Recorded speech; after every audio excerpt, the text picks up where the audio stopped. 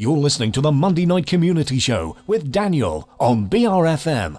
This is the Monday Night Community Show, and I'm continuing to give you the chance to hear those interviews I did when I was out and about at Artists in the Woods at the weekend. It had just started to rain. I was lucky enough to get some shelter under the gazebo of the guys at EcoShed.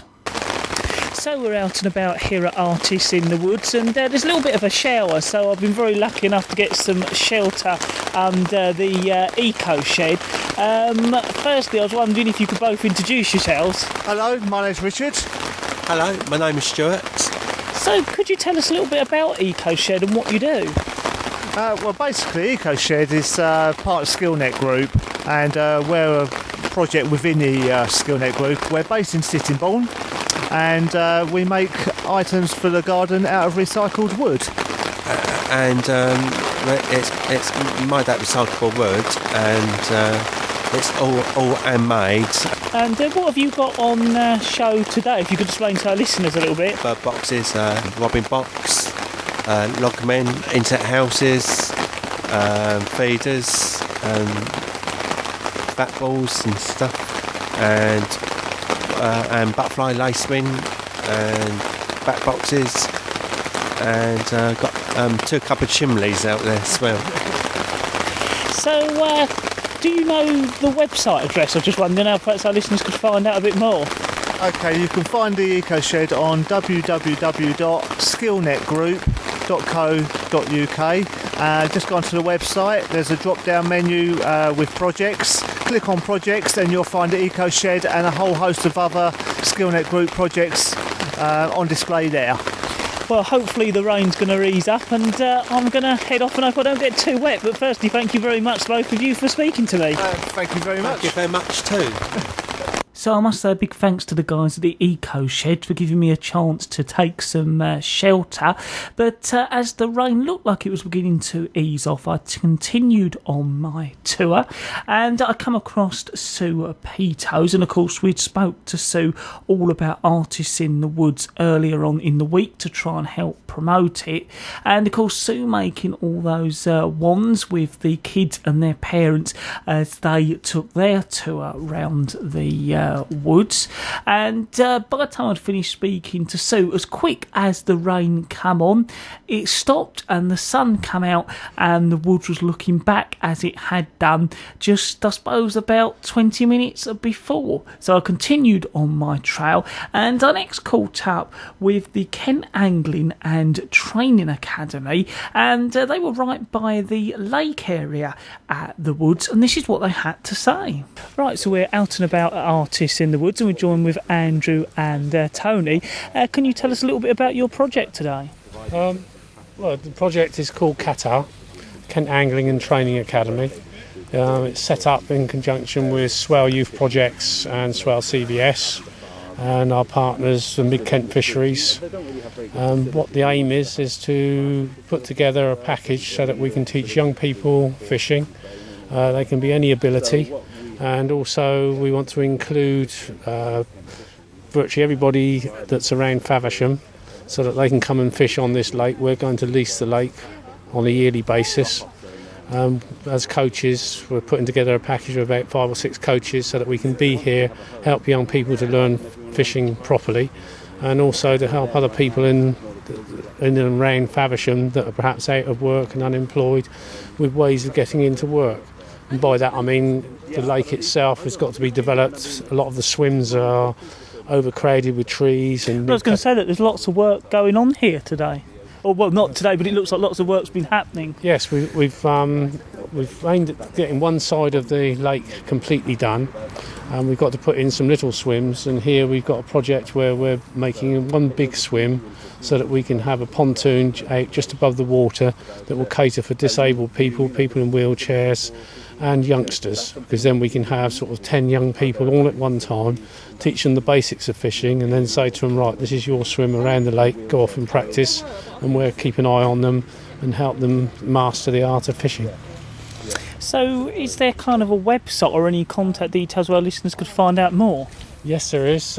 We've put together, they can go online if they want to, and it's www.kentangling.org. And on there's also a little survey, which would be very grateful if they could answer the questions on it. And this goes towards proving that there is a need in Faversham or in Swale in the area for what we are trying to do. So it help us get more funding and put it all together so that that'll help us do even more down here than we are now, because we would like to set up a training school in the way that we can do training in the morning, as in literacy, numeracy perhaps, or angling in the environment, and then in the afternoon the young people, or it might be adults that are on the course, they could come along and fish in the afternoon. Now, I know there was a few people you wanted to thank who have supported you in this project. Yes, I'd like to thank Mid-Kent Fisheries, who have been very good with this project. As you can see, if you look at what we've got here, without help from people like that, and we've got the Environment Agency as well, who has very kindly given us donations, and also we've got like the Brett's group as well, which is their land. Without any of these people help, we wouldn't have got as far as we have today. As you can see, we've also got this excavated out ready for the disabled base to go in. I would like to stress this project, one thing we do need is that we still need people to come up with some funding. It's really vital that we do get some of this from outside bodies, because this project is for community, it's for helping young children to get fishing, it's also helping people that have got obviously disadvantaged backgrounds, also people with disabilities. So it's a really worthwhile cause, and I really hope we can get people to sort of find some funding towards this. Thank you very much for telling us all about what you're doing. Thank you very much. So on my trail around artists in the woods, I next come across the Wandering Poets, and what I thought I'd do is get each of them to read a poem. We started off with Peter. Well, I'm Peter Apps. I'm a member of the Sittingbourne and Sheppey Writers Group. I'm not reading one of my own poems today, but you'll find this at the Ship on Shore pub. It's on the wall, and it rather sums up an island with heritage of the sea. The ship drives east and another drives west, with the self-same winds that blow. It's the set of the sails and not the gales which tell us which way to go. That's a good one. Yeah, I'm James Apps, and I'm going to read a poem about picking up a leaflet in the street from somebody who hands it out to you. And it's called Pizza Leaflet's Lament. I am pretty, slim and attractive, yet you deny me. Your expressive gestures, hand-waving, head-nodding, eyes set on another, not meaning rudeness or to appear indifferent to my charms. Rather, you ignore me, avoiding contact as if I were demanding payment, prostituting my beauty to the unwary. You unwillingly close your mind, seeking neutral language, apology to my street-standing unknown pimp, offering my virgin purity freely to your reluctant hand, too polite not to take my sweet, willing invitation, and moving on, glancing at me angrily. I, wanting only to please, capture your gaze for a moment, and in that moment my temptress wiles must seduce your senses, open myself, inviting you to all I have to offer. Cruelly you discard me, my crumpled face collapses, my unused yet sadly abused body tumbles, unwanted, into a bin. I'm Sandy Edwards, I'm from Thanet, and this is my poem, The Crucible. Within that style-work of the Ruhr, beneath its kilns in scenes obscure, in stifling heat and choking smoke, oh, in that noise and reek of coke, and there where all the dangers lurk, you'll see the sweating Johnny Turk. They wait to hear the warning bell below those raging fires of hell, while iron ore conveyor fed tops up the kilns that have been bled, and by the rails that guide the train they watch the tap holes on a drain. There, empty at the railhead pit, its mouth with burning cinders lit, the cradle to be filled again is hanging from the gantry crane, the crucible where steel is bred, with walls still glowing molten red. A bucket car runs off the track and Johnny Turk is running back, where they assail a derailed wheel to save the iron that makes the steel, while whistle blowing out a scream the locomotive belches steam. And bearing each a huge crowbar they lever up the lurching car, but molten iron at the brim comes rushing out across the rim and spreads upon the sandy ground to shrieks of terror all around. Amid that molten liquid flow, in darkness brightened by its glow, a Turk has stumbled to his fate by falling through the railhead gate. And in that furnace now became a bursting hiss of flaring flame. And when the Turks could look inside that empty cauldron where he died, they saw where he had lost his life, the only thing left to his wife, a wedding ring that glowed so bright inside the crucible that night. I'd like to thank you, all of you, for giving us an idea of what you do as the poets. Thank you. Thank you very much. Thank you very much. So after hearing some of the poems from the Wandering Poets, I next headed up to the Visitors Centre. Right, so we're now joined with Chris Andrews. We're out and about at the Artists in the Woods, and we're at the Milton Creek Trust stand. I was wondering if you could tell us a little bit about it for us. Yeah, so just telling you about the Milton Creek Country Park. Yes, if you could. Yeah, It's 128 acres. Yep. And it's just been opened, it's more or less officially opened in June, but it's getting bigger and bigger and trying to get more and more people interested to do volunteer work there and bits and pieces. And we just started health walks across it and like that, and trying to get it. We've got a website up and running, miltoncreek.co.uk. If you go onto that, it goes onto Facebook and Twitters and whatever you want to do, and there's quite a website there, bits and pieces. How can our listeners actually access the park?